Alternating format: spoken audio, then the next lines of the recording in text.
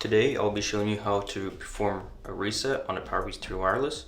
So there's two resets that you can do. The first one would involve your power cord to power it up, your charger. So we'll plug that right into the charging port. Then we will hold the power button and the volume down button for about 7 seconds. And as you can see, the red light is blinking. And that means we successfully reset the Powerbeats 3. And that would clear any known devices that this was previously connected to. Now the second reset that we can do is to click and hold the power button.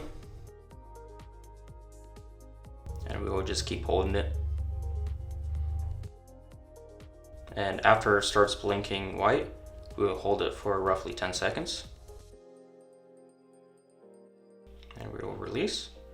And this time it will blink red, white, red, white. And those are the two resets you can do on a Powerbeats 3 wireless.